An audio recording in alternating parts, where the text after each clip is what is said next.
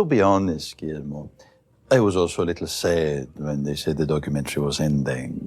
But after giving it a lot of thought, I think it's a good thing that the cameras aren't filming us all the time. Why's that? Lots of reasons. Such as? You know those big lights that they use when they film us? Mm-hmm. Sometimes they get too hot. When they do, they give off a smell. And when I smell that smell, I think my hair's on fire. So I definitely won't miss that. And how about one of the other reasons? Actually, that's it. Wait. Yes. I think you should know that tomorrow when you wake up, I won't be here. What even are you talking about, Guillermo? It's time to move on. It's been time for me to move on for quite a while now. And with the documentary and everything ending, I mean, what other kind of sign do I need from the universe? So I'm going to do that. But what about us joining forces and fighting crime in a co-equal partnership? Operating out of a hidden underground lair, accessible exclusively by a top-secret coffin elevator. Tell you what, wherever I go, wherever I am, I'll look at the news every night. And if I ever hear of some magnificent, fearsome, half-man, half-bat, bringing evildoers to justice, I'll know who that was. Because it will be me. Yeah, that's kind of what I meant. Goodbye, Guillermo. Goodbye, Master. You can call me Nando. I know, but you'll always be Master to me.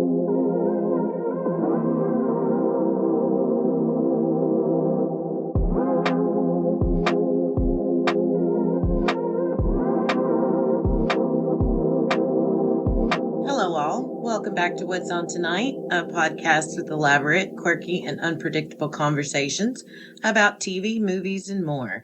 I'm Becky. And I'm Mandy.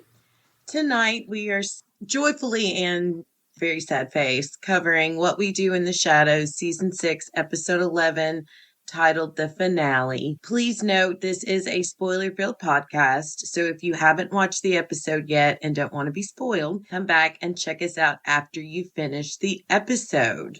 Mandy, could you give us the synopsis for this one? A surprising twist leads to a change of plans.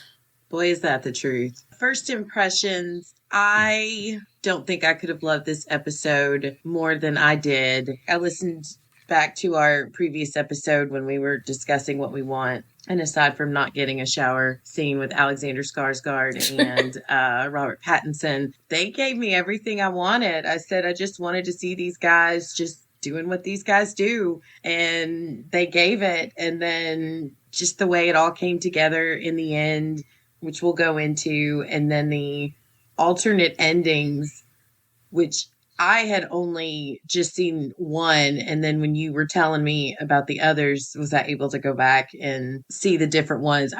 Chef's kiss, just absolutely brilliant. Well done. I thought it was great. I give it 5 nausea alternate endings out of 5.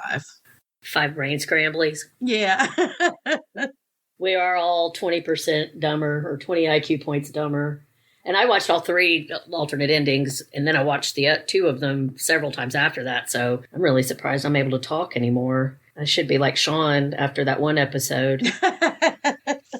I loved it. And this is where, like, right before we got on, you were asking me, because you were talking about kind of how you had arranged your notes tonight. And I said I didn't really get it, but we'd pick it up as we went along. Partly because it's hard. The way that this episode played out, it's kind of hard to keep it into the little boxes that we normally kind of play it out as, because I don't want to jump too far ahead. But if we're talking about overall impression of the episode, I absolutely loved it. It was much like a lot of my other favorite episodes where I had to watch it the first time I watched it, it was like, for the first few minutes. By the middle of it, I was like, this is awesome. And by the end, I was literally like, they have given me so much more than what I was expecting. And, you know, they are melting down about this on TikTok.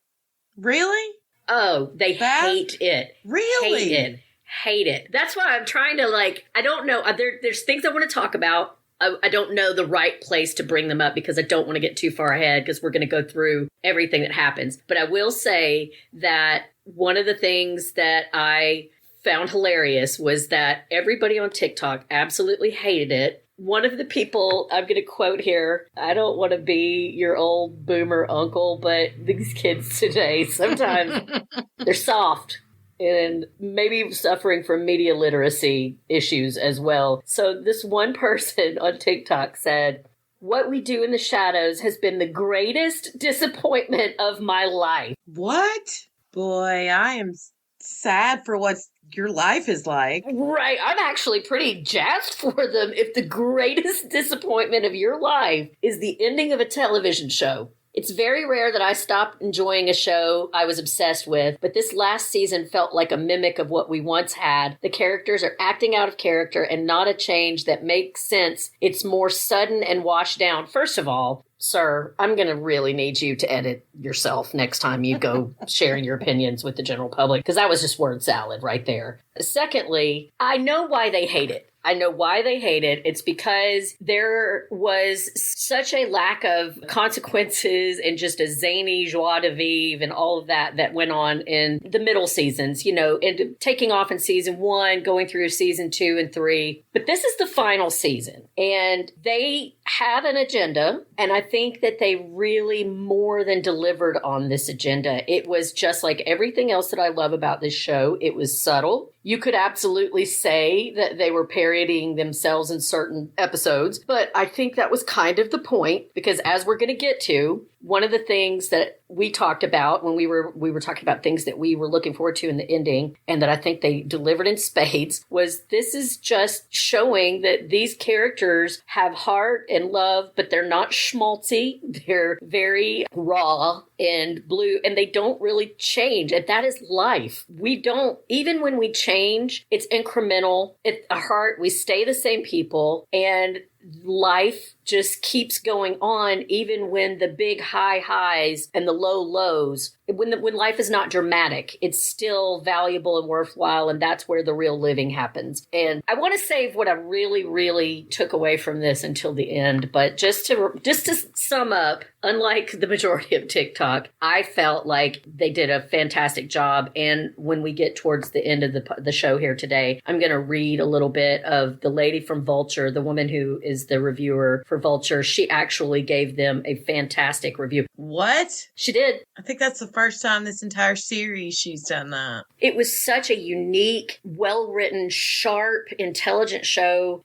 Firmly believe people are going to find the show in years down the road and it's going to become a huge cult classic. And I think part of what a lot of people don't get about it is every episode doesn't have to be zany. There's so much smart humor in every single episode that I knew the fact that it wasn't going to be as easily digestible as a lot of other comedies out there was what was going to start losing them. People who just don't have the same kind of taste for really subtle, dark humor. And that's exactly what happened. And I think it happened with the critics. They just got bored. They didn't get it. And at the end, they're losing their minds because I think that a lot of what they were doing with this episode went over most people's heads. I think they're going to look back on it and years later and be like, man, maybe it takes getting older. And that's the surprise. When we get to the end of this, I'm going to tell you why all of this reminds me my feelings on death. But now we can move on.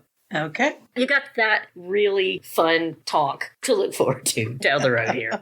Oh, well, we open up the episode with the monster. He's little Randy. He's looking to fulfill his monster needs.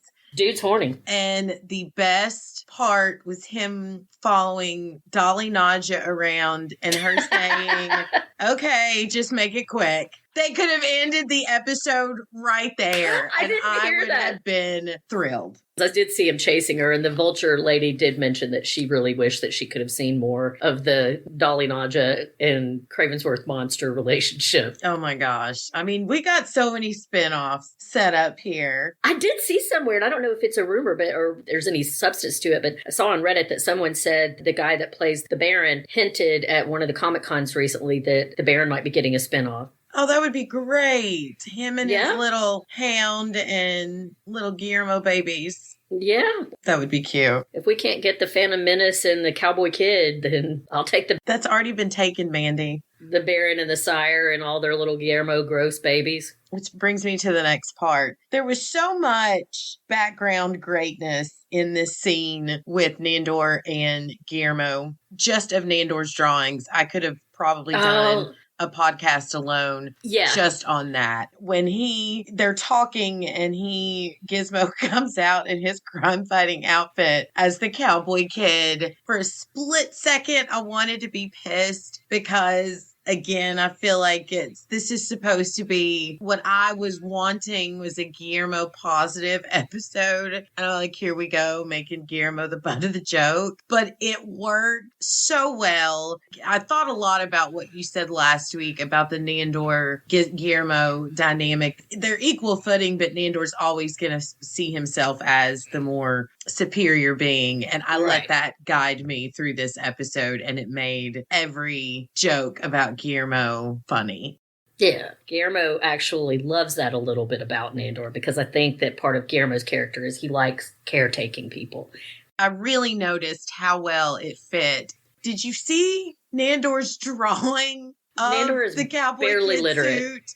Yes. And how he spelled lair? Yes, I wrote down some of my favorites. Handcuffs. I don't know if you noticed where he drew their lair and he had the weapons and stuff. Here's another way that I think of Guillermo and the Nandor's relationship. And I will say that I think that this is part of Guillermo's character arc, is learning to put more boundaries between him and Nandor, because part of his personality is wanting to give and give and give. And then he ends up resenting it when it becomes too much. And I think that it's almost like having children. He knows that Nandor is a little bit ridiculous. He's a little bit arrogant. He's a little bit self-centered. And he's come to understand that he will always be more of the parental, even though it seems like he's being taken advantage of. He's learned to put boundaries up, so he doesn't let Nandor walk all over him anymore. And he kind of caretakes Nandor while protecting that ridiculous childlike innocence of his. And so anyway, that's what the drawings reminded me of, is little kids when they're playing forts. Yeah. And he's got, instead of handcuffs, he's marked that out and wrote ham cuffs, Ham, and super suits, SOOTS. And the Nandor Mobile, that was my favorite. Nandor Mobile, MOBEEL. I could not get enough. I mean, what amazing set design that they put such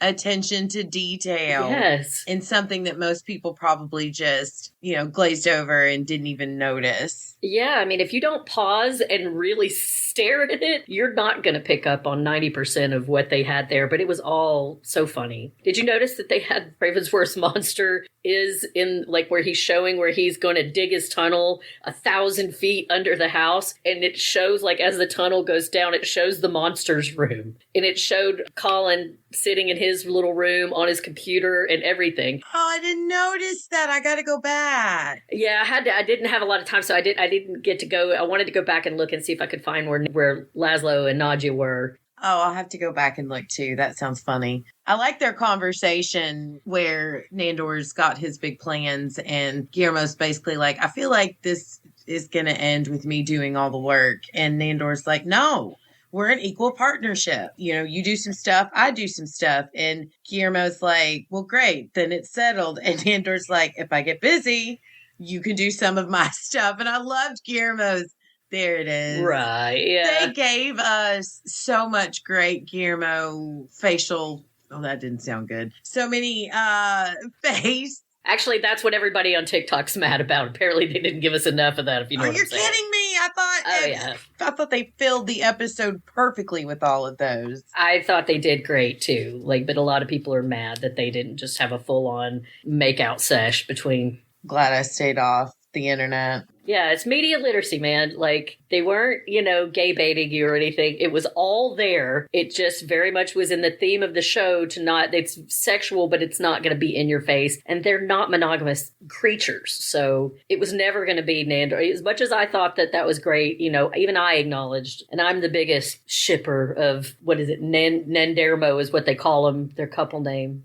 not been like the show to have them riding off as a monogamous couple into the sunset. Well, I kind of feel like they did give the shippers of what I like to call Niermo a little bit of a It wasn't what I piece. asked for. It was better, which is what I consistently get from the show, is that I imagine something and then they're like, I'm going to do you one better. It's going to have more reference and more depth to the joke than you could have ever thought of. I was very happy with how things ended with those two. Same. We'll go more into that later. So the monster, we move into Laszlo and Colin Robinson deciding that because the monster's horny, they need to find him a bride, and they basically have it all put together except the head. And it cracks me up. They decide the guide, or the monster, has taken a liking to. And so many little moments early on when they're all in the room together discussing the documentary ending or the house meeting and all that good stuff. Did you notice a callback to the episode where they found the monster's head, that he's measuring the guide's head? Yes. And then when they're talking and he literally takes the saw out, like he's like he's about to take her head off. And not just shuts it down. Yeah, that was funny. Although I'm interested to know, like, what would a vampire Bride of Cravensworth monster, like, would she still be a vampire if they took her head off and put it on? I don't know, but I'm glad it didn't happen. I will say this is a good time probably to mention that one of the cute things I saw on TikTok today was the guy that plays, I think his name's Andy Asaf or Aaron Asaf. Anyway, Kristen Shaw had him go with her dressed as the guide and him kind of out of costume, but he still had the stitches on his head and some of the makeup, and made him go to the beach and take pictures with her.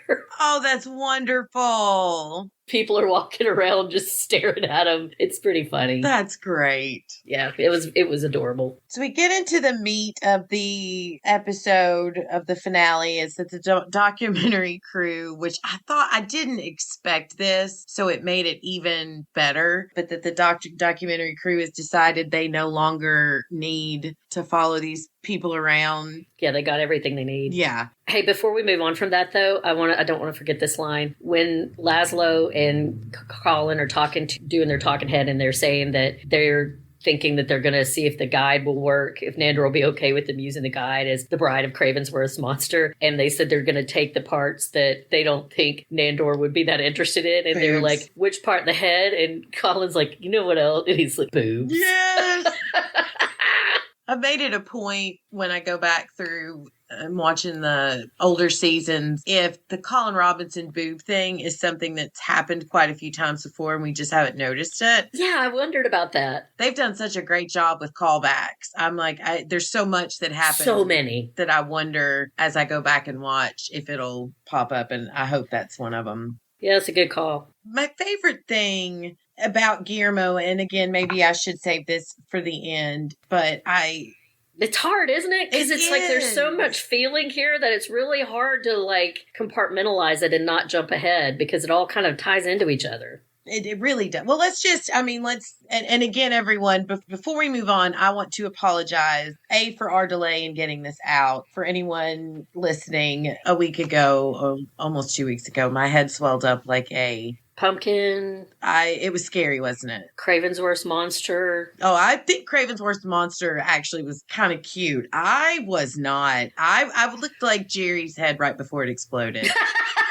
It's the best way I could describe myself. I bet you felt like that too. And so I watched this episode several times when I was just in pain and uncomfortable. And once I finally started feeling better, and it's been almost a 2-week process to get there, I took my notes, but I did not take the time to type them out. So I might be all over the place with my notes. So just bear with me on that. I'm not very organized tonight. I just think that I just say in the best of situations, I don't know how you really organize. So much to cover, and so much of it really was just about the overall theme of the show. So It's hard to really pick this one apart. I don't think that's you, Becky. I think it's just the way that the show. No, but I was going to say before we move on, just to clarify for anybody listening that hasn't seen it and doesn't mind the spoiler, that where we're at now is we've started out, it's going to be a typical zany episode that you think is going to be about the Bride of Cravensworth monster and whether or not they're going to take the guide's head. And then just bam, in the middle of all of that with them talking to the crew and just sniping at each other, normal episode stuff. Andor and Guillermo have this wacky adventure that they're planning where they're going to be crime fighters. Bam, in the middle of it, in the mid-sentence, basically, the crew's like, okay, we got enough. We don't need any more. We're done. And the vampires all immediately do what, Becky?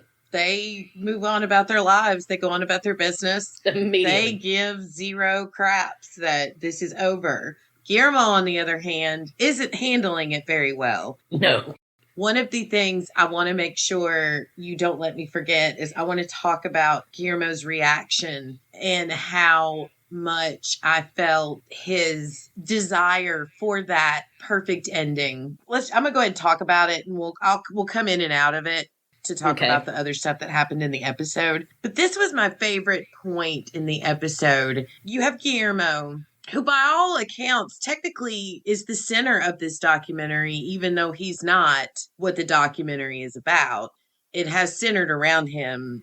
But the show is really about Guillermo. Yes, and it's his growth, his changes, his dealing with these crazy vampires. And yeah, they're in the show. They have to be the show. But it really made me realize how many moments throughout my entire life that I can remember feelings being important and situations being important. And there are moments that we have built up in our heads that we expect this grand finale, so to speak.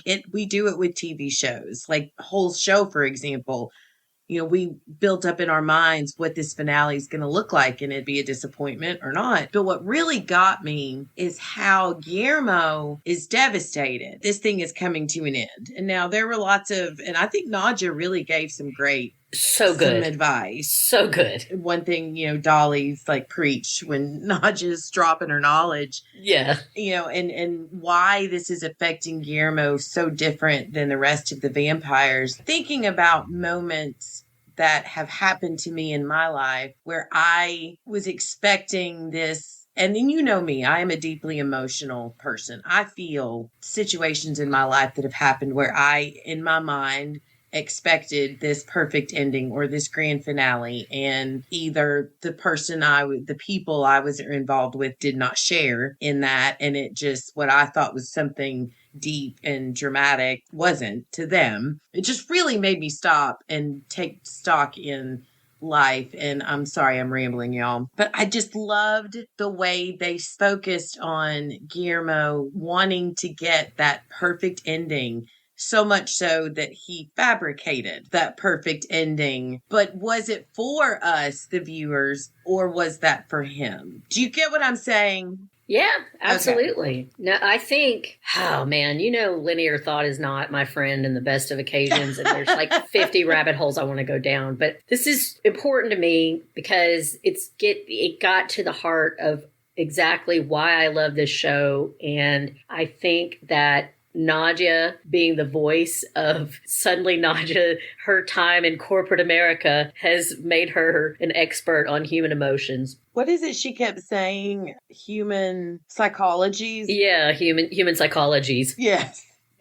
But she really dropped some truth. And everything she was saying to Guillermo, I think, could be extrapolated out to these kids on TikTok. And here's what I took away from the show that just made me want to find the writers and give them a great big hug. So in a way, again, Guillermo was really the star of this show. This was about us. In a way, you could look at it as we are all Guillermo. We're humans. We are not these fantastical, immortal beings who get infinite amount of time to just keep doing the same exact things over and over and over again throughout eternity. We don't have that luxury. We are going to die one day. And when she pointed out that what Guillermo is really struggling with is his mortality, and that life can be unpredictable and it can change at the drop of a hat, which can be terrifying.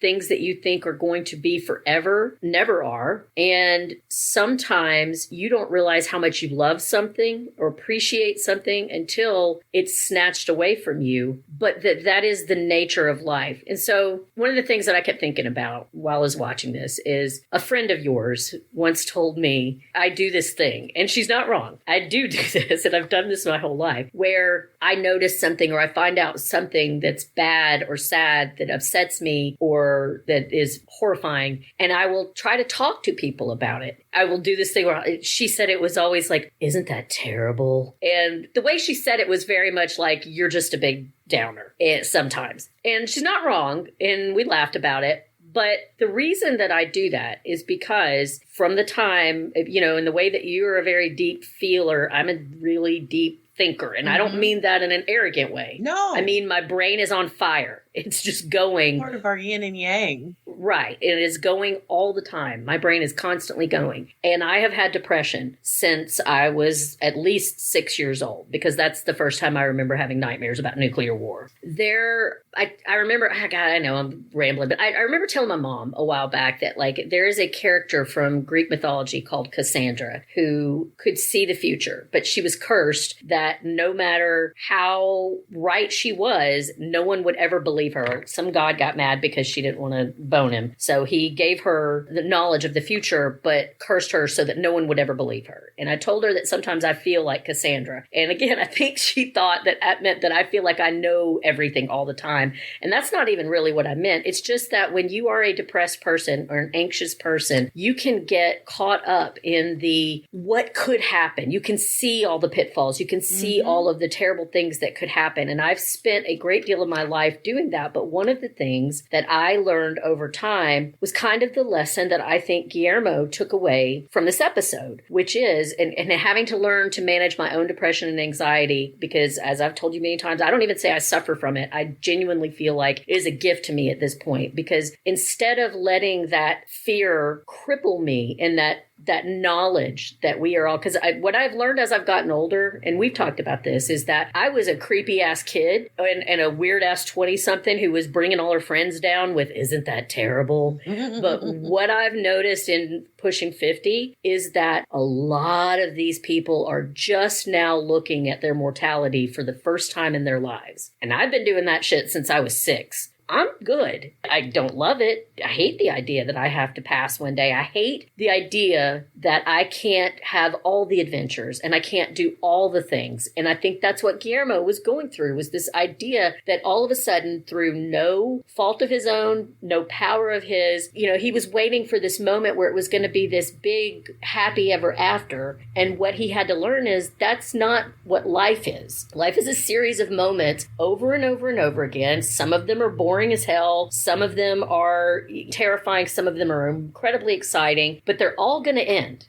Reminding myself what I think Guillermo learned here, which is that every moment is a choice for you to live the life that you want to live. And I'm going to land her now by saying that one of the things I loved the most was when Guillermo did fake his ending at the end, because he said, by God, I'm going to take control of this. Yeah. And I want this great ending and I'm going to make it. And when that was over, he felt so much satisfaction that he accomplished that. And this podcast to me, not to get too mushy because I don't want to make you cry, but this podcast to me is like Guillermo's big moment. Oh. I don't care if anybody out there really, I mean, I do. It's nice when people say, oh, we listened or whatever. But to me, doing this with you is what is important to me. And this is an experience in my life that is invaluable. And I will look back on whether it lasts another year or we do 5 more. I will always have this. And every episode is such a great time with us, no matter how stressful it might be. It's always just awesome for us to have this time together. And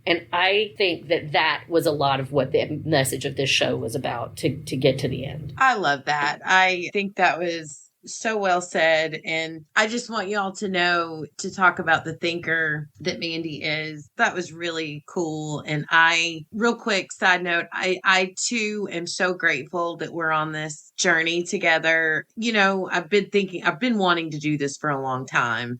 And when it popped in my head what show I wanted to cover and who I wanted to do this with, it just made sense to me that you would be you're my boy Blue. But also, the whole time Mandy's giving this eloquent speech on Guillermo and lessons learned and beautiful ones at that, all I can think of is Colin Robinson saying, "Don't cry because it's over. Smile because it happened." But it's oh my God. Oh, I could have saved myself a lot of words. Oh. But you know what?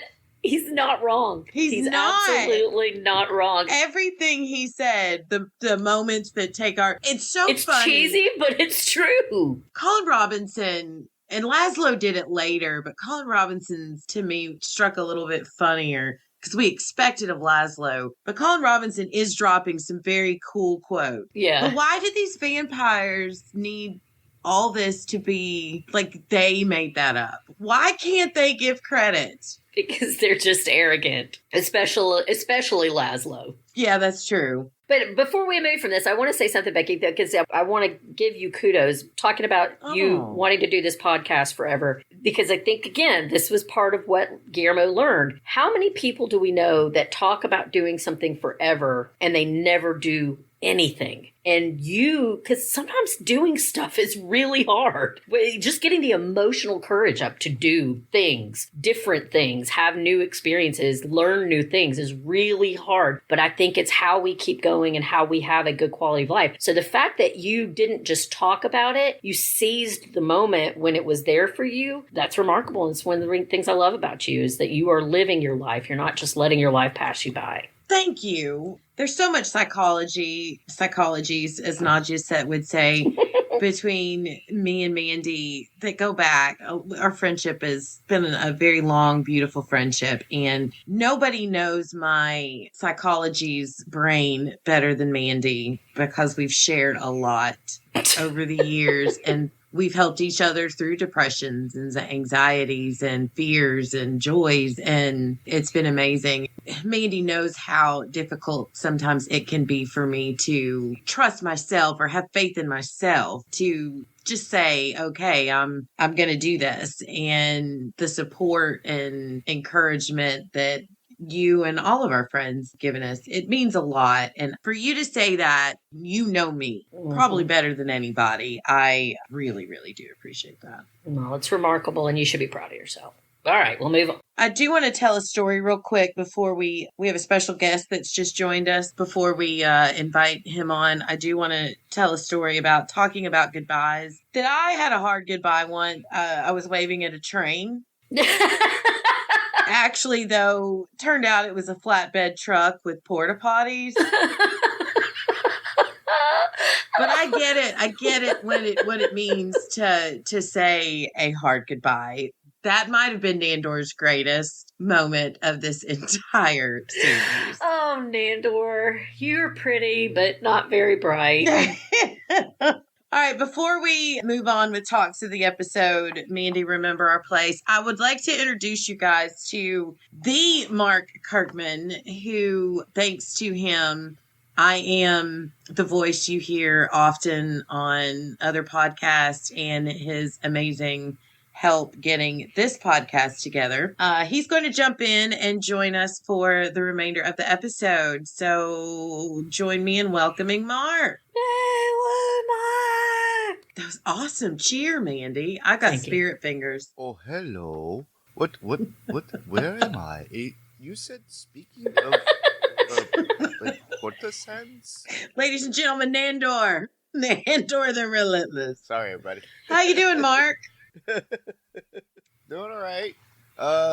Everybody, excuse and apologies. I fell asleep, and unfortunately, here I am.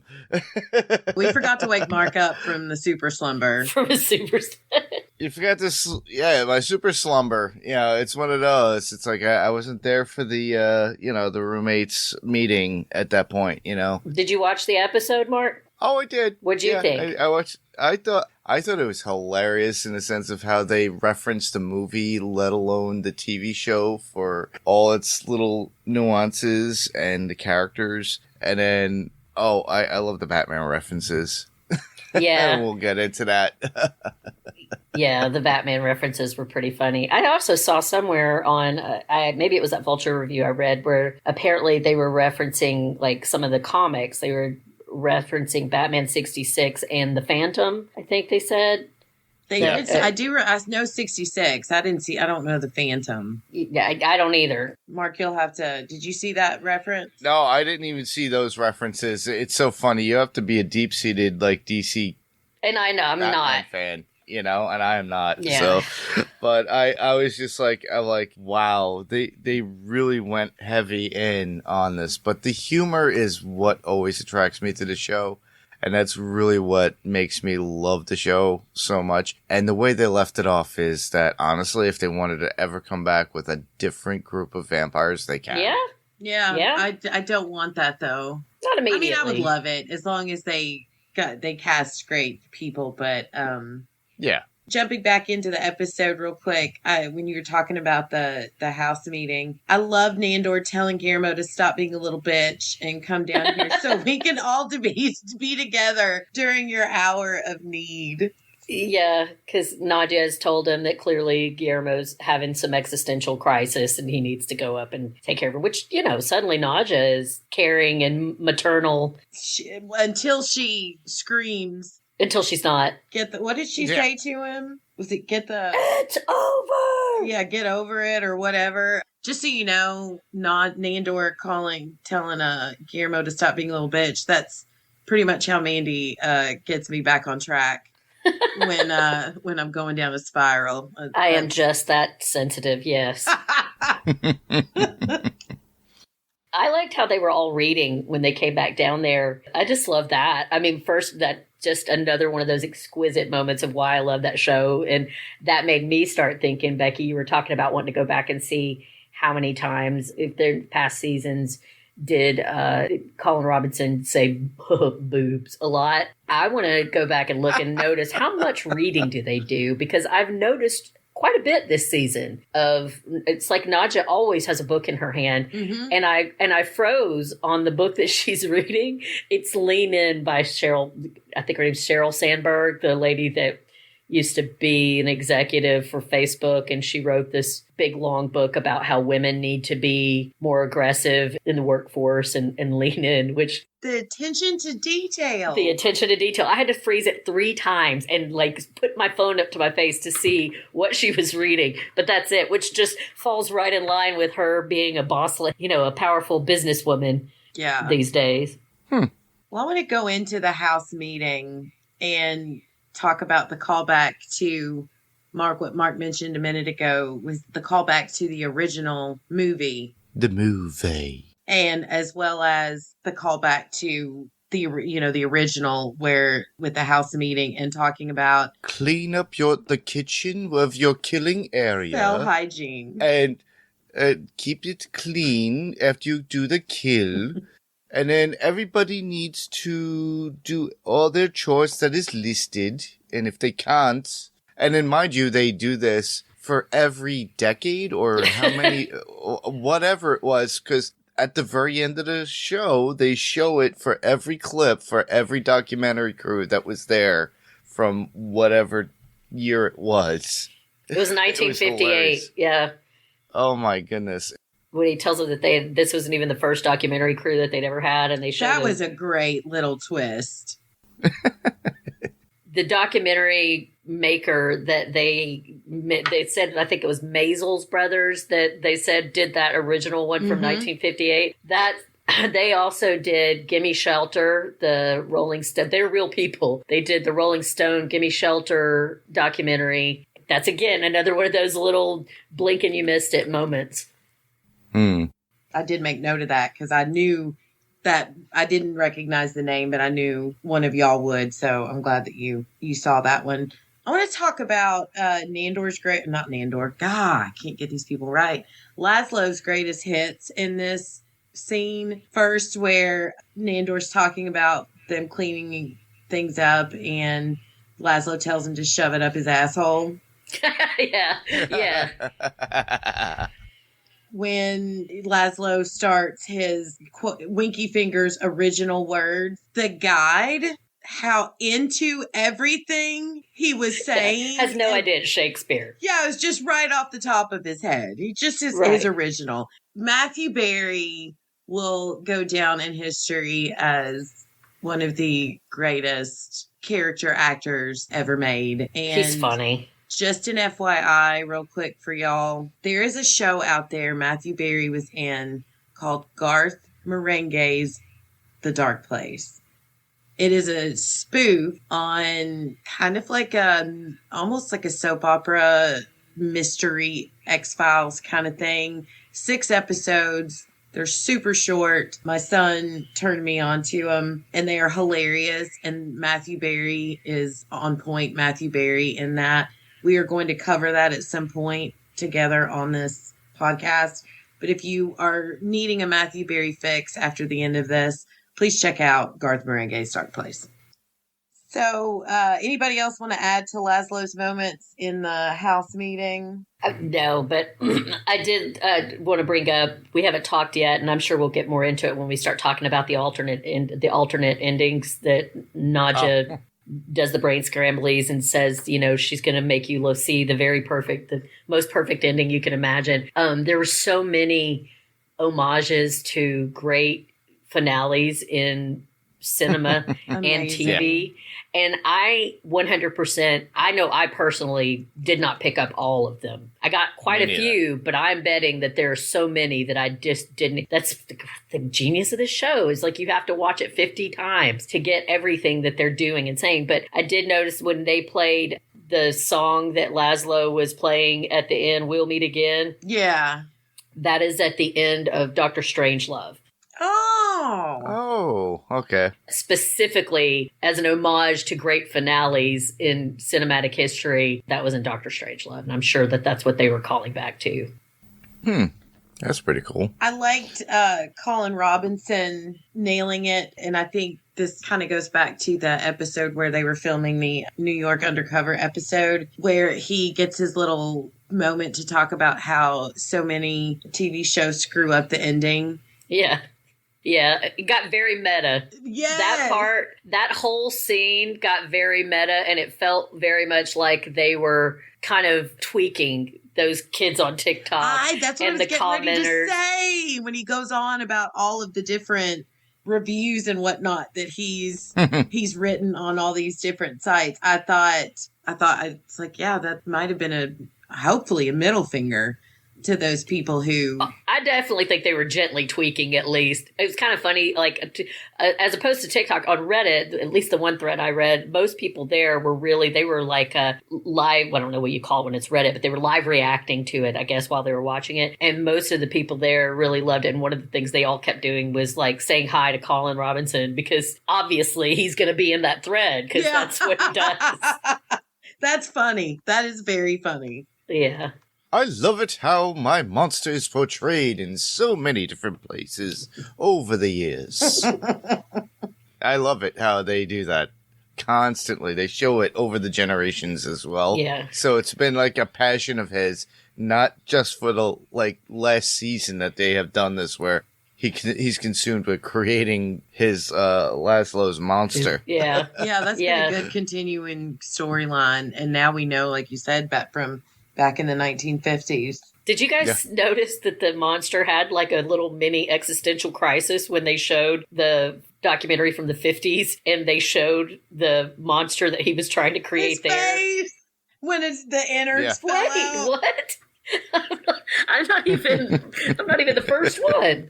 I thought it was cute that the guide suggests the perfect ending would be for Guillermo to become a vampire. And Nandor's like, we already did that. We already did that. That was 2 years ago or something like that. Yeah, and not just comment that, yeah, we really should have finished the show then. Another great moment for the writers to kind of just get a little something It's Yeah. like, yeah, we jumped the shark at that point, so we should have just stopped it then. Yeah, because that's what all the commentators were saying. And I thought, yeah, they were voicing what people have been saying on the internet. And then, Guillermo jumping in. Again, Mandy, I need to go back during the rewatch. I feel like them wanting Guillermo to dance. I feel like this has got to be a reoccurring thing that we just don't remember. There's no way that's not a callback. To bring it up twice in the episode. No, I don't know that it was. I kind of just more took it of Laszlo just needs to be entertained all the time. And for Guillermo, this is this great existential crisis. But for Laszlo, it's like, wouldn't it be great to see Guillermo do a little dance here? That'd be a great ending. Like, if we're going to wrap things up, just Guillermo, do your little dance, monkey. I love Laszlo's song. We've had lots of laughs, sucks lots of blood, and fucked each other senseless. Yeah. And what about the guide and her rant on illegal immigration? That was so unexpected. The guide is Magavith. Guillermo's like, we'll edit that out, right? I will say that was the moment that I stopped worrying about whether they were going to make her the bride of. Put it right. That way. It's like, if you take her head, do what you gotta do. So that's gonna bring us into the endings. Yeah. Just to sum up, I know we ran it a lot, but just to clarify, like what most of that was about was everybody trying to help Guillermo get over his existential crisis. I know I've said existential crisis, like I said, we should name the episode that. But I think that was a lot of what was going on here. And I think that majority of this was them helping Guillermo deal with the fact that this was the end. And Guillermo is kind of the stand-in for the audience. Yeah. All right. Well, I want to move into the endings, if that's okay with everyone else. Mark, do you have any overall thoughts that you want to add before we jump into the endings? No, I just find it funny how Nandor, within the episode, kind of... Well, it happened over the course of, like, I would say the past 3 episodes, that Nandor has, like, realized how Guillermo is to him. He doesn't see him as an employee. He doesn't see him as a familiar for him. He's not his master anymore. And then he kind of reinforces that for the end of this episode. And literally at the very end, it's like he sees him. It's like they kind, like you said, Mandy, about it's like it's about him now becoming his own. And they do mention the whole, jumping the shark moment where he became a vampire, then reverted back. But we also get the whole familiar aspect of Guillermo, like loving these characters and taking care of them because he loves them like family. Right. Yeah. And I think he actually mentions that at a certain point during the episode to the documentary crew. Yeah, while the monster is boning the bear, Guillermo's. I can't believe I just skipped right over that. Oh, I know. That's what so we could talk. This could be a 3-hour episode. Exactly.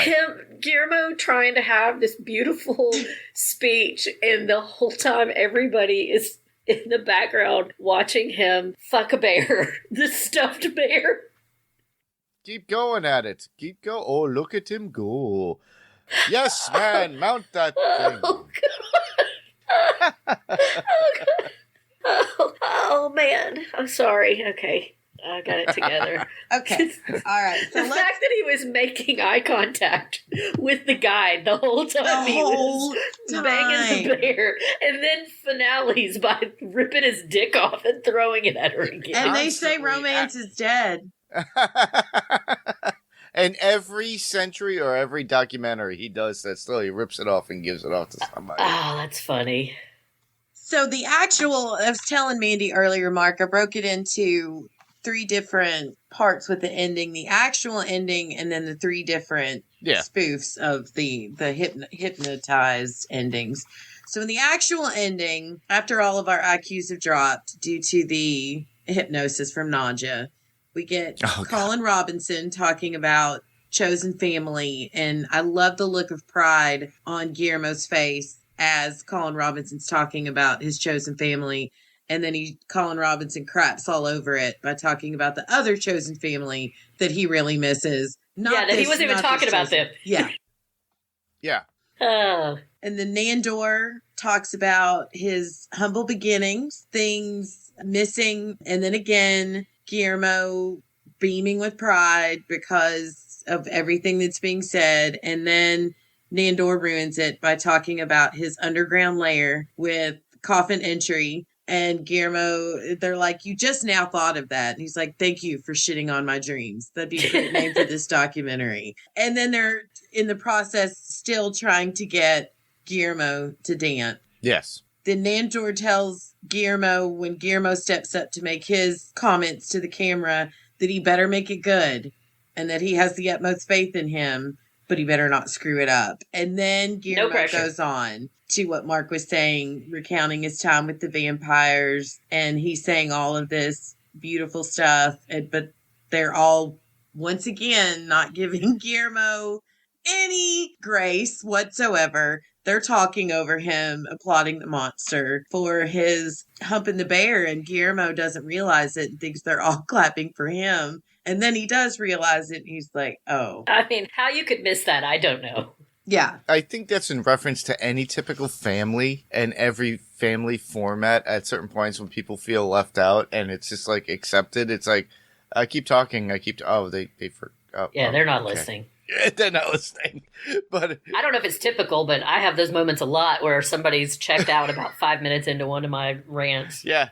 Well, and I was talking earlier in the episode about how I related so well to Guillermo here. And this is one of those points where I felt like I had been Guillermo, back to even my childhood. In my mind, I am saying this deep, profound, incredible thing, be it the song I'm performing on the piano that probably now I realize sounded a lot like 5-year-old doing chopsticks, but I think I sound like I'm at Carnegie Hall. Yeah. Or a poem I've read in front of the classroom that I think is like in A Christmas Story when the teacher is like, just absolutely, it's the best theme she's ever read. That I related so much to Guillermo that you feel as though you're having this amazing... That one moment. Yes, but really, it's like, no, sorry about your luck. That sums up the majority of the profound moments that I think I've had in my life that really... A bear being humped in the background, and I think they all are clapping for me. So anyway, we're back. We're at the piano moment, and it's very sweet that they're singing this song together. And don't know if anyone heard them Laszlo say again, but without the guide. Yes, I heard that. Have we missed the part where they're talking about Guillermo's shisty relationships with the crew? Oh, yeah. Did we skip over that? We did skip over that. I'm sorry. Go ahead. Yeah, he steals some craft services or something. Yeah, no, that was funny. But what I'm talking about is the fact that Guillermo's apparently been banging the entire crew. Yeah, that's... Oh, yeah, he had an affair with a couple of them. Yeah, if you look at their faces, none of them are denying it. They all are kind of, especially the one that looked like Nandor. They're all kind of like guilty side-eye. Like nobody's jumping up and saying, and Guillermo is definitely not fooling anybody. Yeah, so Guillermo's been getting him some. Well, and to which I say, good for you, Guillermo. Good for you. So it's the ACAM operator. I don't want to skip ahead, but we need to make sure. One of the things I want to talk about when we get to the final scene with him and Nandor. What do you think about? There's some Okay, go ahead. Let's not skip over that. I'm working my way. But you know what I'm talking about, right? Yes. Okay. All right. So then we get to the piano moment. Then we have Guillermo literally starts breaking down as the camera pans out, which was what happens when sad. I realized that people were clapping for the bear getting boned, not my amazing speech in front of the class. And then we get Guillermo's epic ending. And I love that we did not know this was Winky Fingers fake, because I cried like just sad, because I was like, oh, Guillermo's really going to go. I would have been really sad if that was the real ending. It would have been great. It would have been impactful, but I'm glad that wasn't. I'm glad they didn't leave it on a sad note. But I wrote down everything that he says to Nandor, if I could read it really quick. Good. Well, before you read that, though, because I think it was before that point that Nandor says there's some good things about they're not always filming, so about not always being filmed and not having cameras around. The lights. And Guillermo is giving him this look like, oh, what are those things, Nandor? And Nandor's like, well, I don't like the lights. They make when they're really hot, they make my hair it smells like my hair's burning or something like that. Guillermo did make a face. You are right. Yes. So what do you think that meant? Because that was huge, and I need to know. Do you think I that wrote means down Nan and Giz's sweet moment, Giz's disappointment when he talks about the lights. But what do you think it meant? Do you think what he was hinting is that they've been boning this whole time? I took it as just he was going to talk about, his relationship with Guillermo and growing and whatever. As soon as you started to say it, though, I was like, oh my God, maybe they did made it bone. so subtle. There was something. Yeah. There was something more than that, I believe, Becky. I can't figure out if they were trying to intimate, because they'd already made this joke about how Guillermo has been quietly doing it with the entire cast. So I don't know if what they were hinting at was that Guillermo was trying to say, oh, what do you like about when the cameras are off? Because that's when we're hooking up. Or was it because he was hoping that this was finally going to be the moment where Nandor was going to say, now that the cameras are off, we can start hooking up? You are my boyfriend now, Guillermo. Yeah. I don't know if that's what he meant, but that's what I'm going with. Well, the best part is the clue to that would be like I would say the evening comedy special for regular affiliates that they have when Nandor wakes up in his own dream, and what Nadja influenced in him, going, honey, wake up, and you see Guillermo. Yes. But that was our endings. That's what we were imagining. So, but that's also when we were talking at the beginning in our overall thoughts. They gave us all.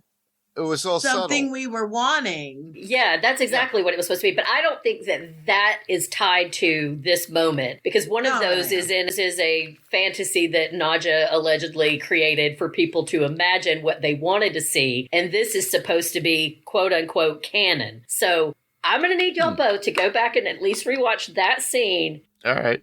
Do you think that it was Guillermo? Because it was either one of two things. I think they had to be hinting at one of two things. Either they were hinting that Guillermo's been hooking up with Nandor this entire time when the cameras are off, or Guillermo was thinking that Nandor was hinting that he wanted to start hooking up now that they weren't being filmed all the time. I think it's the latter. I think it probably is the latter too, because I have a lot to say about how things really ended. But anyway, all right, go ahead, Becky. Sorry. All right. No, that's a very good observation. All right, so as they wrap up their day together and he's finished brushing Nandor's hair that smells from the light, he says, tomorrow, when you wake up, I won't be here. It's time to move on. It's been time for me for quite a while now. And with the documentary and everything ending, what other sign do I need from the universe? So I'm going to do that. And Nandor protests.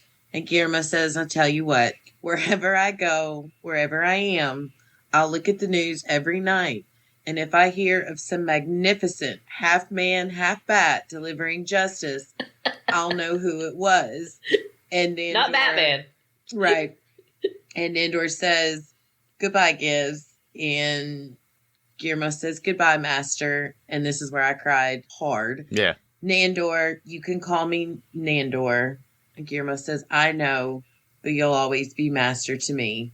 I thought the music choice, the score, was brilliant. Perfect blend for that ending. And I am sobbing like a little baby. And then Guillermo comes back in and he made the whole thing up. He's like, I was going to give you your perfect ending. And he did. Seizing his moment. By the way, I want to say you'll always be Master to me. And some books I've read would have had a very different connotation. Oh, girl. I think in this situation, it might have had its own. Right. I feel like they were leaning into the old book talk crowd. It would have been interesting if he goes, "You had me at master." Yeah. It would have been yet another callback to a great, maybe not a cinematic great, but cinematic nonetheless. I expect a vampire sub erotic book to come out. It's 100% already featuring out Alexander Skarsgård in the shower with Robert Pattinson. there. Oh, Becky. Wiping off the glitter. Yeah. Yeah. It's going to be our next project. Our next project, yes. Becoming like a, what is that, Substack or whatever that they have that you can just write your own stuff and put it on the internet. That'll be our next project. Y'all aren't ready. Oh my God. I'm not ready. Oh. So Nandor, so Gizmo comes back, and then what's he say? So then Nandor wants him to get in. Nandor's like, I thought you were leaving me. And he's like, of course not. I was going to give them their perfect ending. And then he has tells Guillermo, I'm going to let you do something I've never done before. Come sit in my coffin with me. The giddiness. No, we got to go back. What? And I'm sorry to cut you off, but I've been waiting for. What did I miss? We need to talk about the way that he said, like, before he got to get in my coffin, he was like, Guillermo's, God, he needs more respect. Guillermo. I know, and I don't, and just note, none of us mean any disrespect when we refer to him as Gizmo. It's just how we do it in our notes because we're too lazy to write out the word Guillermo, and it's too hard to spell. So, Becky, how me and you is it that we're sitting here sweating over we're being disrespectful to a character, a fictional character on a TV show that has very few watchers on our podcast? That's so us. But anyway, when he says we can still be friends, or like he's like, I'm still thinking I need to move on. I need to have my own life, but we're always going to be friends. And Nandor hits him with the friends. And then he's like, Guillermo, what does he say after that? When he's like, I'm going to do something I've never done before. Yeah. I'm going to invite you into my coffin. Yeah, that is true. That you are 100% right. I just got so excited about Guillermo's giddiness and like how he was almost like a small child running into the ball pit at the birthday party. I would say your mind's not as dirty as mine, but I know that's not true. Ball pit. He jumped on it. He was giddy, but that was very much playing into the Nandermo fans. Yes, I agree. I was like, whoo! And he gave him that look and was like, friends, I'm going to do something I've never done before. You can get in my coffin, baby. And boy, did he. And he did. And so then what happens, Becky? And Take us home. They're having this conversation, and Nandor pulls the little part of the partition down, and by God, there go. Is a There's machine. a lair. There is a lair, an LARE, and they are taking the coffin all they're gonna go down the way there and use them ham cups, baby, is what they're about to do. Chef's freaking kiss. It was beautiful. That absolutely beautiful, beautiful moment. They didn't need to give us anything else. They did, but they did not need to give us anything else. I thought that was perfection. No, and all those kids crying on TikTok about how they felt like they were gay baited because they didn't make it more explicit. I just felt like it would have been unlike the show to really lean into that type of overtly schmaltzy romantic stuff. It was always stuff. nuanced. I mean, it always, It is absolutely in keeping with the show. It would have felt weird and forced if it had ended with like a wedding or some, you know. It's like, because Nandor going, it's like, here, put on this costume. Yeah, it's all there. If you look at it, my costume is like a leotard. I'm clinically Robin from Batman and Robin. We won't even get, we're not going to get in. into The fact that he drew out that costume, he didn't just pick up a few things at the thrift store, put them together, and he drew that, and he made that. So To all of y'all upset about that ending because of the shenanigans that you They need to felt go you back were and cheated rewatch. on, start from the beginning, watch this entire show over, and might I say, as you finish and get into the final season, listen to this podcast called What's On Tonight with Becky, Mandy, and tonight we have Mark, and let us educate you. We're basically the guides. The guides yes. We could have guided them through this entire season so that they could the whole 6 years. I think if they'd had us as cheerleaders out doing PR, I think they would have been a whole different conversation right now. Mm-hmm. But I think people are going to find them, as I've covered many times. All right. Oh, yeah. So, anybody want to add anything to the original ending before I move into the alternate ending? No. Well, we did. Are we going to cover like the actual end, or are we going to go into the doc ways, watching the actual show ending, or are we going to talk about the brain scrambly endings first? I want to do so brain scrambling endings first, and then we can go into the very final last bit.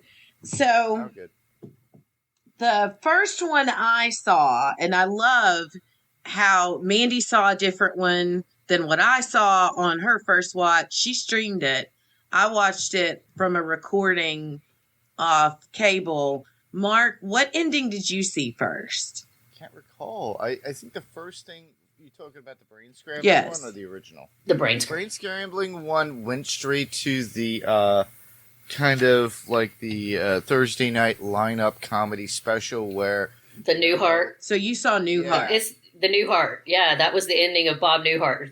The Newhart show is that he woke up like rolling over. And talking to Nandor. Yeah, okay. That was almost, well, minus the nausea, talking about the female vampire being strangely aggressive. And then he, right before he goes back, just like, we all had sex with each other, but not you. Do you know? So the first one that I saw was the Usual Suspects one, which that's the one I saw first. Amazing, but something freaking Hulu, man. So okay, that I saw that, and then I don't remember, like something ticked in my brain that like the way that Nadia framed it, that it was like I was like, why would she say you're gonna see the perfect ending if that was the only? I don't know why, but that's when I Googled it and I saw that there were alternate endings.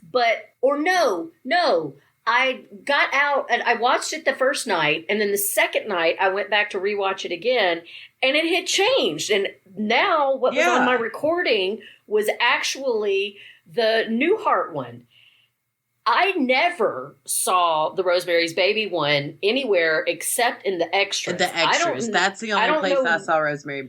I think they alternated Newhart and The Usual Suspects, because The Usual Suspects was the one aired on television. Right. And then the second, but the second day I watched it, I saw Newhart. But here's what's weird. But you're watching it via streaming live TV. Yes. I'm talking about cable. Yeah, but so the first night I was watching it live, and I'm watching it on Hulu. Hulu is our like TV provider or whatever. That's our main TV that we watch. It's an app, but that's where we have like our live TV and whatever. So, but I watched it. I record it every week, but I actually watched it on TV that night. When I watched it, it was the Usual Suspects.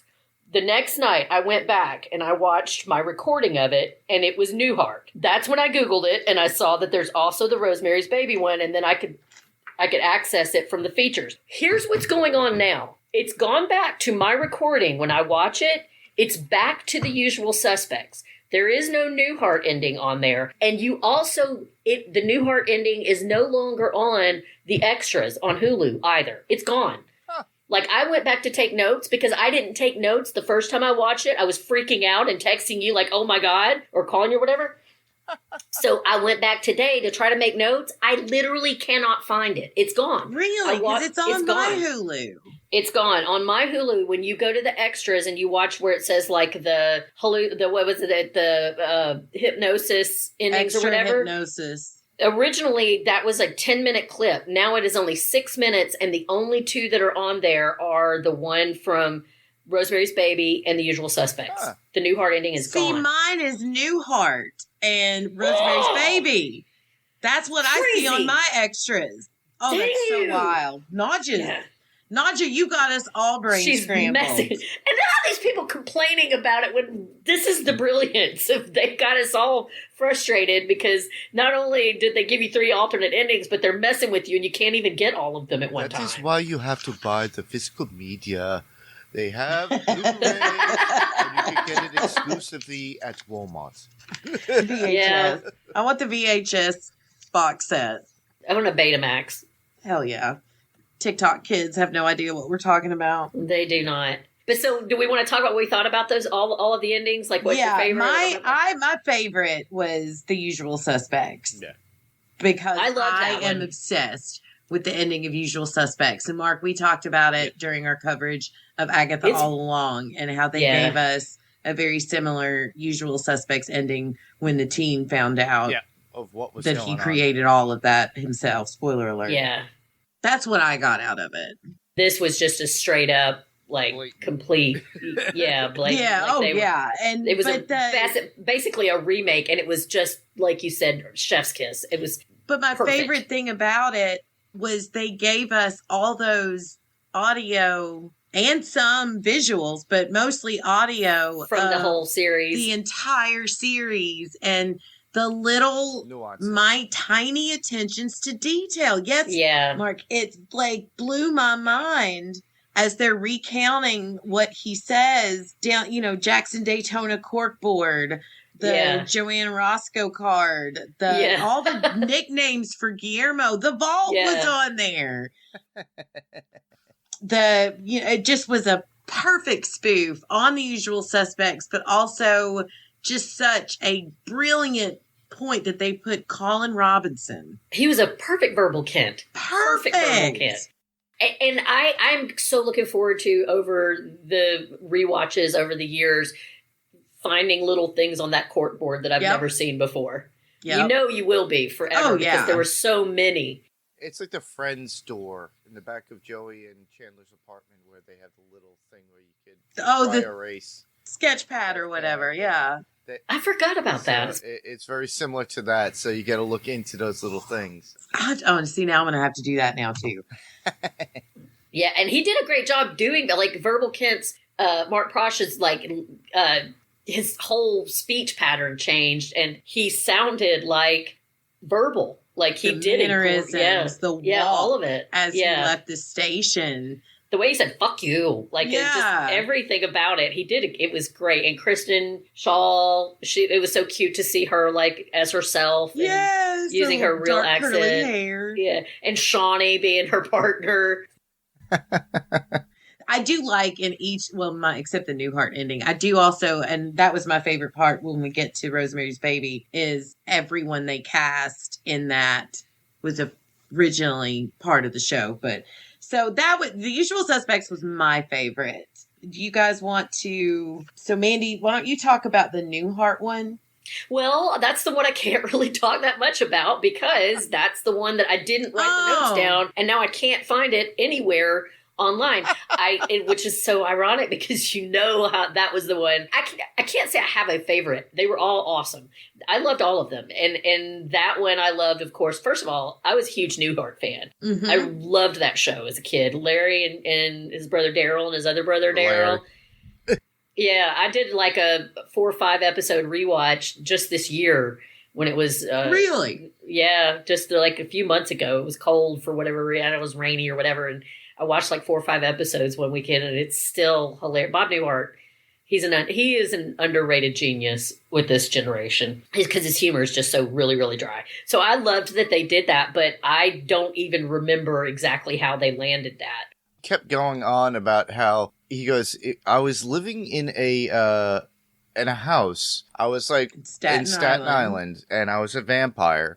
I was living there with 3 other vampires. One who bored people to death on purpose. And then you had one who was very pompous and over-sexual. And then a woman who had some weird little dolly that... She was super aggressive. And was very aggressive. And then there was you, honey, but you were like our servant. He goes, like, you're familiar? Yeah. you were just underneath us, doing everything for us. Like, And he says, no more Japanese food for you before you go to bed. And that's when he says, and we were all having sex with each other. Or we were all sleeping, but not with you. You were always excluded or something. And it was the funniest. It was awesome. Yeah, that It made, because I remember seeing the Newhart finale when it happened. I was mad as a kid. I thought it was genius. Oh, I hated it. Oh my God, it wasn't something that we'd ever seen in our generation. It was brilliant. No, it was like a flashback for us because it kind of gave that VHS vibe of when you see it. Yeah, the way they shot it, it was all like seven. Yeah, well, if you notice, that was one of the things I noticed again. God, these people, the attention to detail with The Usual Suspects, it would be very easy to just assume that it was modern day or that it was 2024. But if you notice, all of the tech and all of it was 90s. It was all 90s era. The fax machine, the computers were the huge desktop computers, all of that. Mm-hmm. And then when they did Newhart, they had like that grainy kind of soft glow look that Newhart had. But the original Newhart ending, I don't know, you guys may know this, but Bob Newhart had a show in the 60s or 70s. Yes. That was a massive show. Yeah. But that was before my time. I never watched 1 minute of the original Newhart show. My Newhart was the 80s Newhart with, the ending of the original Newhart was him waking up in bed with the wife from the first Newhart show. Mm-hmm. I hated it. I was so mad that he was cheating on Joanna with whoever this skanky fake Newhart, Mrs. Newhart was. So, but now, as an adult, it was brilliant. Nobody did that. You could understand it now and risk. Appreciate it. That's the whole thing. Oh, for sure. Yeah. It was a huge risk at the time. Like, people could... I imagine that there were a lot of grown adults who were mad about it. And I imagine Bob Newhart was like... Because it was brilliant. Sure. It was it was very daring. It was a very daring, different thing to do with a series finale at that time when everybody's expecting like a perfect, happy ending. So you can see why this was one of the episodes that they picked to, I think that they were very deliberate in their choices of honoring what they thought were really good endings of movies and TV shows throughout history. Now, one thing I'm going to say something that's probably going to get me disowned, but I have never seen Rosemary's Baby. Really? You're not going to get any flack Never from me. seen it. I watched the ending, What We Do in the Shadows ending, and I recognized like the eerie music and the scene of her with the knife walking down. I knew I'd seen that in clips and whatnot before, but I didn't know anything about the baby or any of that stuff. I loved how Nando or Laszlo, look at your child. Look at your child. But he hid when I went online and watched that scene of Rosemary's Baby. He had that very plummy accent. Hiding in the corner. He's hiding in the corner when he's like, he's got his father's eyes. The dude's like hiding because it's not his baby. No, it's the devil's baby. Yeah. But then baby Colin Robinson. Oh, that was wonderful. That's how you know that it was a fantasy, because Nadja wouldn't be caught dead. Yeah. Right. But she's like, vampire genetics sure is strange. Wasn't it awesome? Like, I think you mentioned this a second ago, Becky, about how everybody that was in that room. Even Dolly. Yes. They were all characters from that scene, because that is really part of what irritated me about Rosemary's Baby is it was like boring, really cool ending. Yeah. And I was like, bring that vibe to the rest of this. It just was not for me. It's too highbrow, whatever, high concept. Plus, I already knew about who Roman Polanski, who was the director of Rosemary's Baby, was. I already knew about him from I've always been a true crime fan, and I knew that he was married to Sharon Tate and treated her like crap, and raped a 13-year-old girl. So I'm not inclined to be a fan of his work, but I did watch it, and I did like the ending of Rosemary's Baby. Everything else before that, Becky, I wouldn't even bother. But all those weird ass people at the end, and how when they did this remake, like Charmaine was there. She was the weird lady that was pointing at Yes. Aaron going, oh! Shawnee was there. Shawnee was there. Zahra, Nandor's wife, Oh, yes. she was there. The guy that turned Guillermo into a vampire.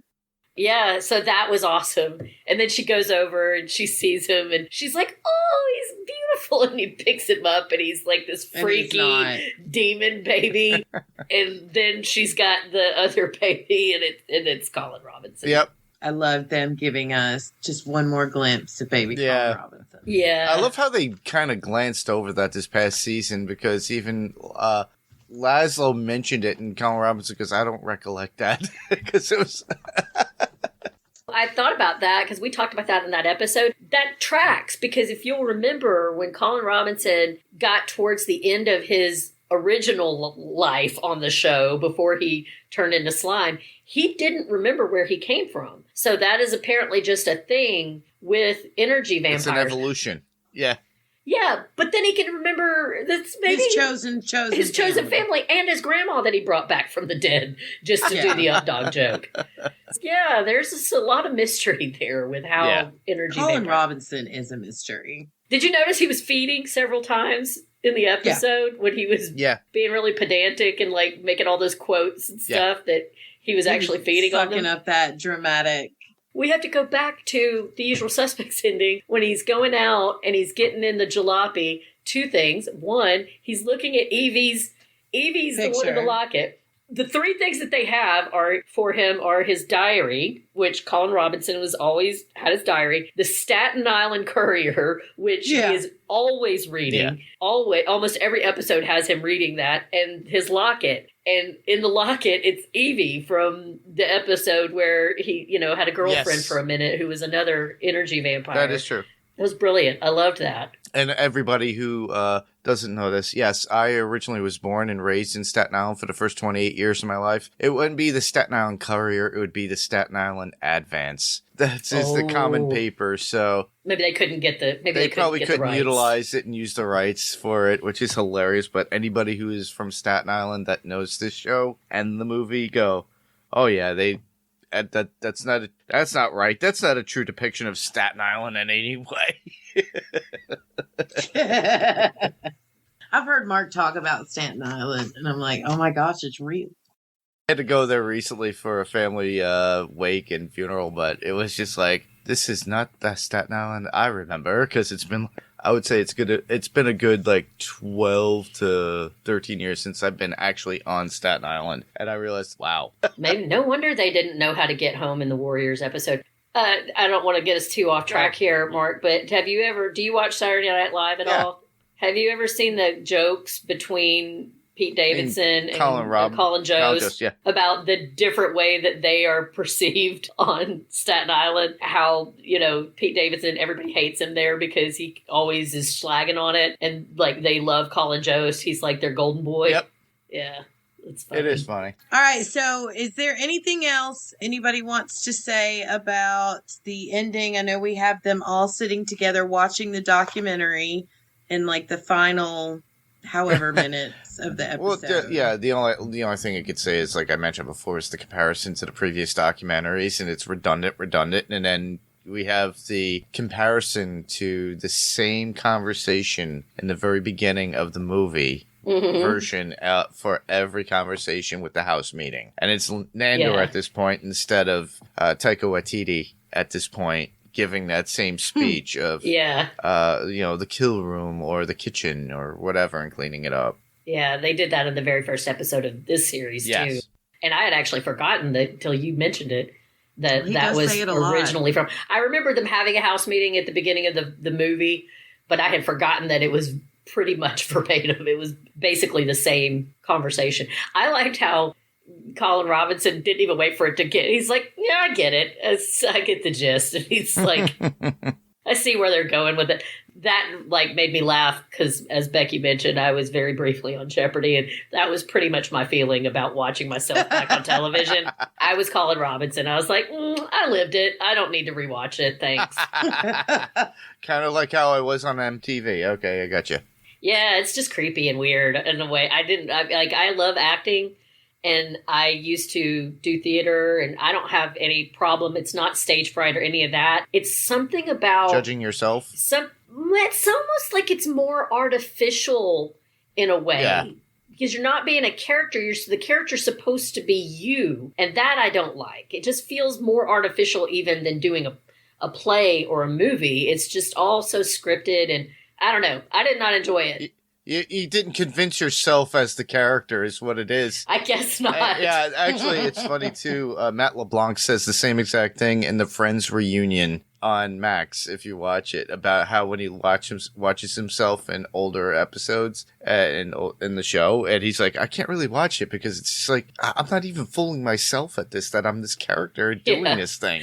And it's just like, yeah, I know the feeling, kind of like how it was when, if you, do you want to be a VJ on MTV back in the day when I tried out? And, I was like, I did it as a lark and just for fun, waiting online for about 2 hours in Manhattan. And then you like 2 minutes of fame of being on camera, and you get like, I don't know what the hell I'm doing. And then, or doing live shows and playing music on stage with bands and stuff. And I see video, I'm like, yeah, that's not really me. Yeah, it was something very specifically about playing yourself as a character. You kind of hit the nail on the head that's the part I did not enjoy. Yeah. I didn't enjoy that at all. But anyway. Yeah, we digressed way too much. Yeah.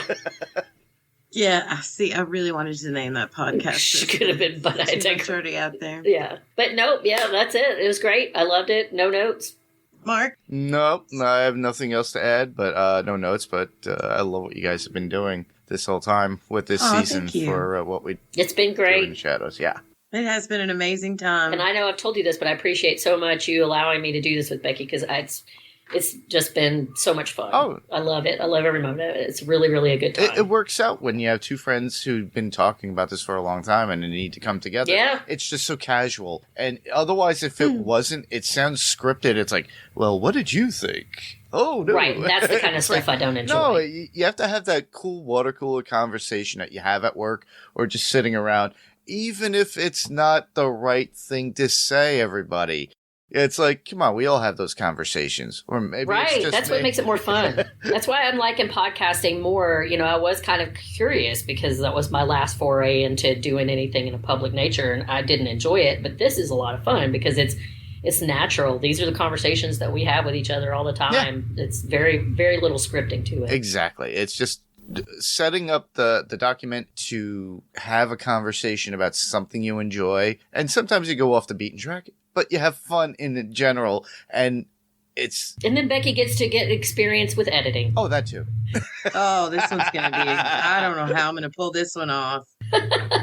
We needed to do it justice, and we did. She's writing notes as soon as when I came again because Mark fell asleep. Oh, darn. Oh, now he comes in. So at what timestamp did he come in? And I got to edit that. Yeah, I don't even know. This is gonna be the most interesting podcast I've done yet. Got a voicemail from Steve, the amazing Steve Brown. Let's hear his thoughts on episode 11. Hello, Becky and Mandy. This is Steve, and this is for the series finale of What We Do in the Shadows. The monster is horny. Colin Robinson squirting with a water bottle like he's a cat. Cowboy Kid and the Phantom Menace. Yeah, that's not going to work, Nandor. So the monster has a detachable penis, and he's in love with the guide. And Nandor, this is weird. This is weird for a finale. I don't know where they're going with this. Is this oh, I see. The production is ending. They're saying they have everything they need. We've never heard them speak before, right? I mean, we've seen the camera crew and people, but never to this extent. Well, I mean, we still haven't seen them. We're just hearing them. Yeah, and Guillermo can't take that the documentary is ending, and Laszlo wants to cut off the guide's head.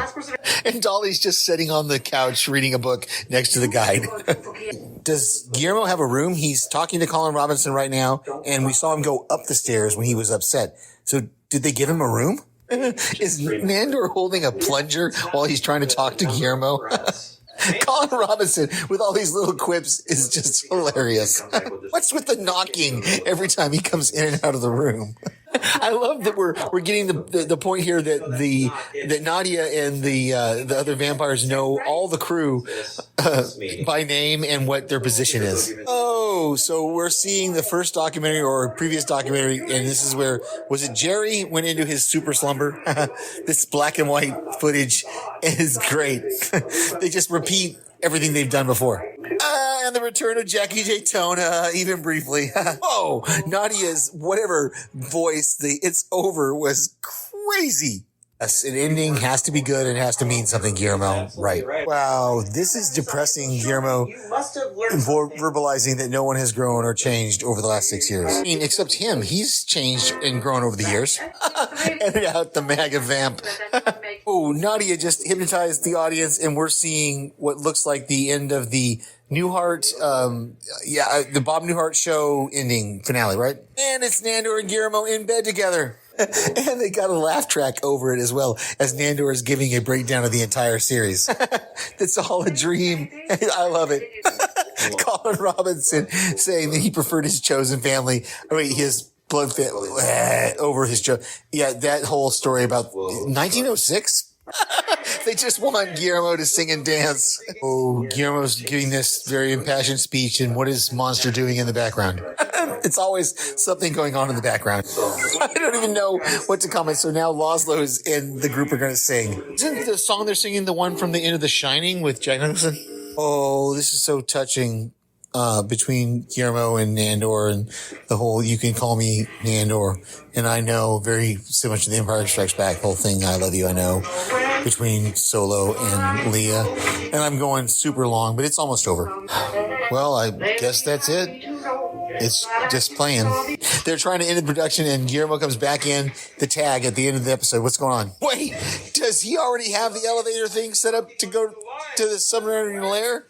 Nandor's what? Are we going to get the spinoff? Probably not, but wow. I love the tag with the final viewing of the documentary having the same stuff they did before.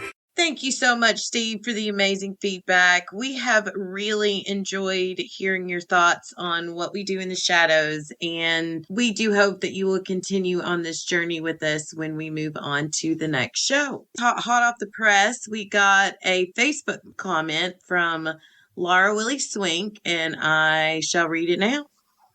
Hey, ladies. Well, that was an interesting finale. I mentioned in my last feedback that it did not feel like the show was building up to a finale, that it felt like we were still midway through the episode, and that was this episode. Literally in the middle of a story about pondering how to remove the guide's head to create a bride for the monster. And she says in parentheses, an episode we will sadly never get to see. The crew is packing up and leaving, just like that. The show was full of cheeky, hilarious humor, as always, with great callbacks to earlier seasons. But up until the very end, it felt very Winky Fingers mid for a finale. I was hoping for a final appearance from our glorious Baron Ophanos, or Shawnee, or an awesome vampire cameo. Yeah, sorry, we did not get to give you the Alexander Skarsgård, Robert Pattinson shower scene, Laura. But sadly, no such luck. I did love that Guillermo finally is accepted as part of the family. Nadia would love that one. At least by Nandor. I did love the final scene of the two of them dropping from Nandor's coffin down into the underground lair that we now know Nandor must have been working on for years. It did leave a bit of warmth in my heart after a tepid episode. But what a shame for all the Nandermo shippers, like her daughter, who have watched 6 seasons of sexual tension between master and servant, vampire and familiar, ? To only be left with a hallucinated alternate reality of the Barb Newhart show with a happily married Nandor and Gizmo. Well, I can't say I loved it or hated it, but I'm just happy they ended on a high note and truly loved the ride. If you gals are taking any suggestions for future series watching, might I suggest The Great with Elle Fanning and Nicholas Hoult. It's funny, dramatic, naughty, and a bit bonkers. I totally loved it. Happy New Year, and I look forward to the next podcast. That show, The Great, is amazing. And that is, I don't know. Mandy, have you watched that one? I tried it. You know, I'm not a big TV watcher. I liked it. I love Elle Fanning. It's just one of, especially, I've told you this before. I know that it's not supposed to be completely historically accurate, but it just scratches my brain the wrong way. Well, Laura, maybe you can come on as a guest on the podcast, and we could do a fun little coverage. I hope she listens to this and sees the episode in a different way. I do too. I really do too. I see a lot of where she's coming from, and I get it. But I do hope that listening to us for the last 14 hours ramble on about our thoughts on this episode, Laura, I hope it made you feel a little bit better about the ending. And thank you so much for the feedback. It means the world to me when we check comments or email and see thoughts from our listeners.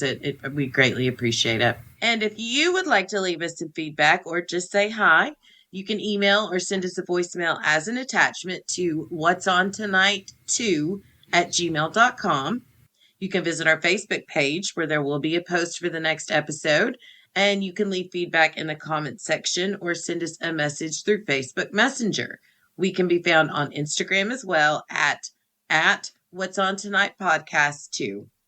We would greatly appreciate it if you would leave a review, comment, and or share on your podcast listening app of choice. And now that we have wrapped our coverage of what we do in the shadows, we, mainly me, are very excited to announce that we are going to be covering, drumroll please, the new medical drama with my true celebrity love, The Pit, starring the amazing Noah Wyle.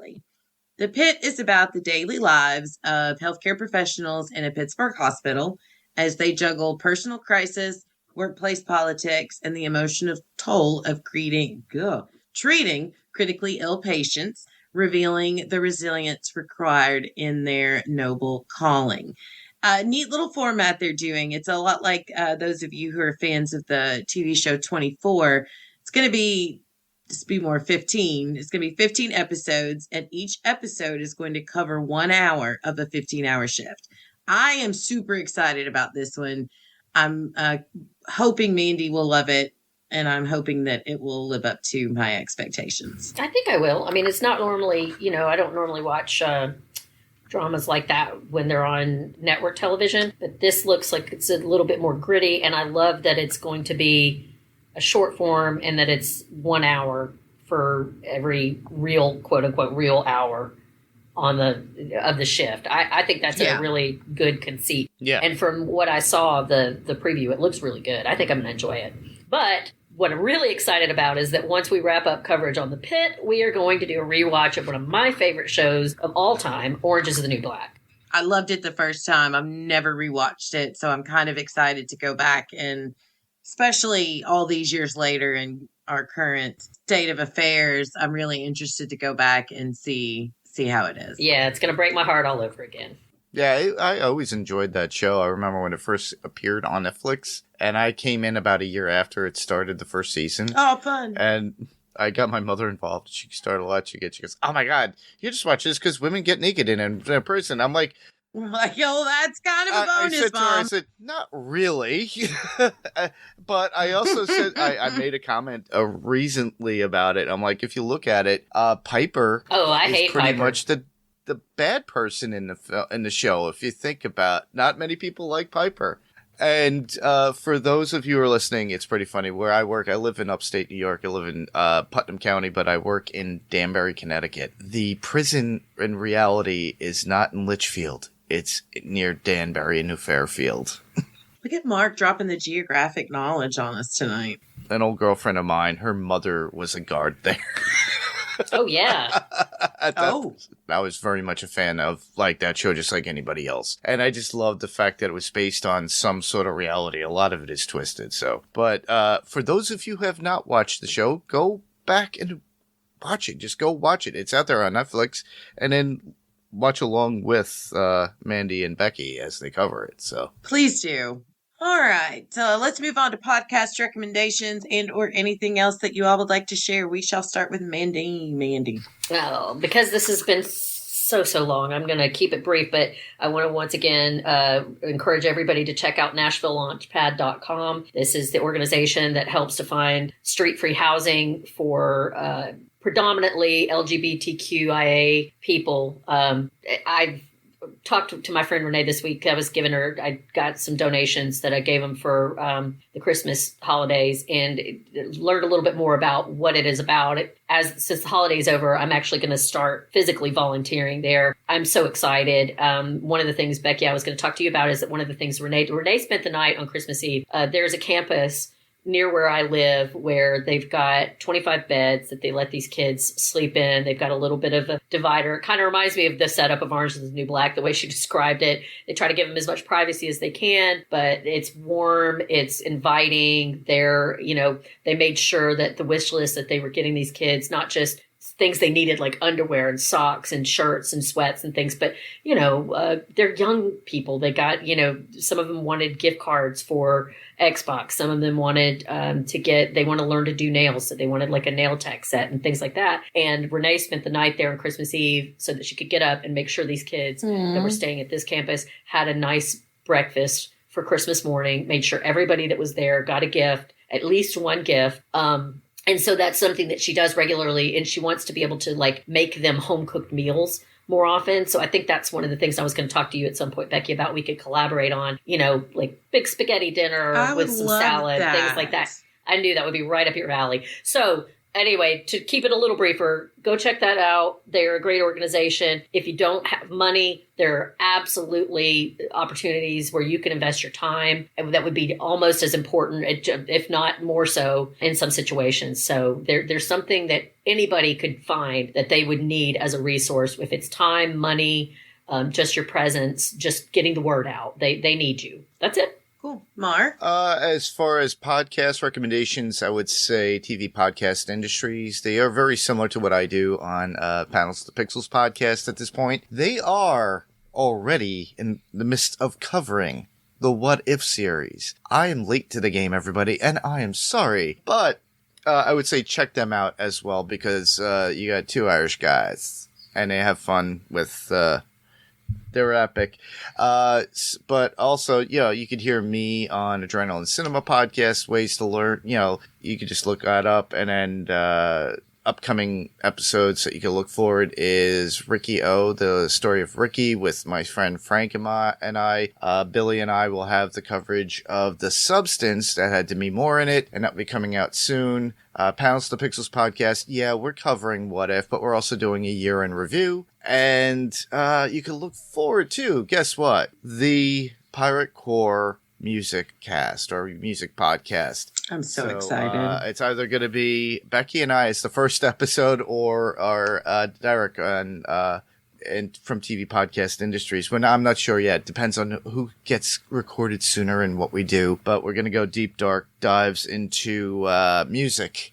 And it's a first for a lot of our friends and myself, me going back to professional audio and remembering music and how it's recorded and going back and kind of like the behind the music way and then enhance your ears. Now, mind you, unfortunately, we can't play the music because of copyright infringement. So a lot of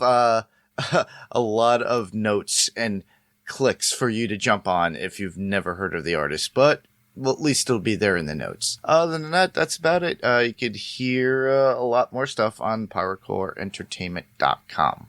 I can be heard on Adrenaline Cinema Podcast, Panels to Pixels Podcast with Mark, and here on What's On Tonight Podcast. As far as recommendations, Squid Games Season 2 is out. Daphne, David, and Jason over on Podtastica have started their coverage, and it is so good. I had to force myself to turn the TV off last night after episode 2, rather than just keep going. So give them a listen. And a big thank you to the man, the myth, the legend that you hear on here tonight, Mark and Pirate Corp Entertainment, for giving us this platform. We greatly appreciate you and everything that you do to keep us going. Y'all, when you get a sec, you heard Mark mention it. So when you get a chance, go visit Power Corp Entertainment website. You can find the link on our Facebook page, and there you can find our amazing podcast, as well as others like the Slay Lounge podcast with Billy and Will. And there you can also find out about other projects that Mark is working on. Check And us you out. can hear podcasts now on Apple Podcasts. Woohoo! My mom said every time she gets in her car and turns it on, Becky, when she plugs her phone in, immediately she starts hearing our voice. Oh, what better way to start your drive? I know. Hashtag You're welcome, blessed. Mom. You are welcome, Mom. This wraps up our coverage of the final season of What We Do in the Shadows. Thank you, everyone, so much for listening. I'm Becky. And I'm Mandy. And I'm Nando. Oh, I'm Mark. Sorry. We'll catch you next week when we grab the remote and see what's on tonight. Bye. We'll meet again.